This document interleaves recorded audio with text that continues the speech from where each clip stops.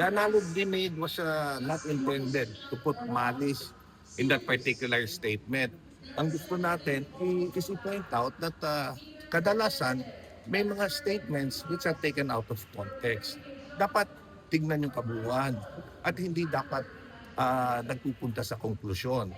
While may mga tao siguro that found the analogy in bad taste, dun sa mga na-offend, tayo'y inuulit ko, walang malis doon sa nanais nating gawin doon sa statement na yun. Ayaw nating makasakit through that analogy, but kung may nasaktan, humihingi tayo ng dispensa. Kay Miss Ann Curtis rin, kung nasaktan siya sa sinabi, ulitin ko, there was no malice intended at tayo humihingi ng dispensa sa kanya. Pero when totoo yung it was a fictitious situation na aking ginawa, isa lang ang totoo doon, yung sinabi ko ang ganda-ganda niya. Dahil talaga naman maganda siya. Now, ulitin ko, I think this proves yung nakakalungkot na sitwasyon dito sa ating bansa. Isipin nyo, mag-iisang taon na yung mga allegations on corruption, yung flood control issue, hanggang ngayon wala pang nakukulong, wala pang nakakasuhan. Ilan pa lang. At yung mga tinatawag natin na mga talagang nagkasala, hanggang ngayon, wala pa rin. Pangalawa, may hidwaan sa Iran kung saan mararamdaman na natin. In fact, kahapon pa lang nakita na natin ang talagang pagtaas ng presyo ng langis. Pangatlo, there is an impeachment proceeding filed, hindi lang against the Vice President, nung isang linggo, against 2 weeks ago, against the President naman. Pero kita nyo, anong gustong pag-usapan ng tao? Ang gustong pag-usapan, yung analogy kay Ann Curtis. Ang totoong issue, nakalimutan natin. Sana mabalikan natin, kagaya nung manifestation ko nung nakarang araw at kahapon. Sana yung mga nakaupo sa committee na ito, we should not only appear impartial, we should be impartial.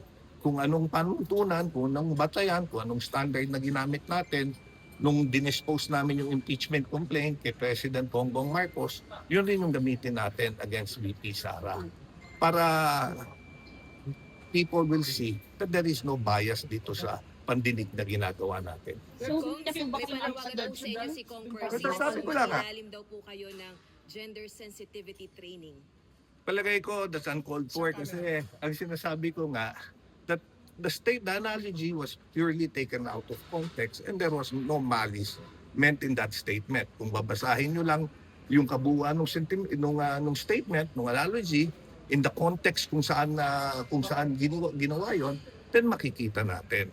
And I think naman my actions, my previous disposition, hindi lang dito sa statement na binigay kahapon, would show that I am very gender sensitive. In fact, ay ginagalang natin yung kababaihan.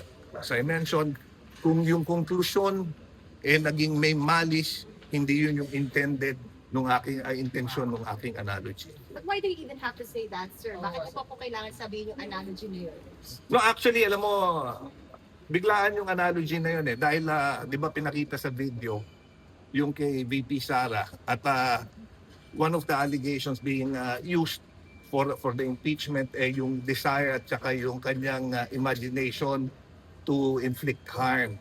Sabi ko nga, desire and imagination is not an impeachable offense. Yung analogy na yun dahil, di ba nung isang araw kasi may kaibigan ako nanood nung pelikula Yun ang unang naisip kong pangalan. Dapat siguro gumamit tayo ng fictitious name or another analogy. But yun lang ang naisip ko at that time. But as I mentioned, the intention, let's go back to the intention.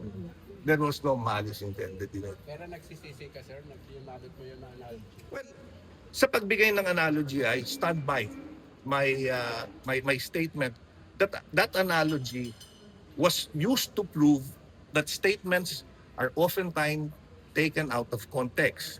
Nagsisisi ako na may nasaktang mga kababaihan because that was never the intention.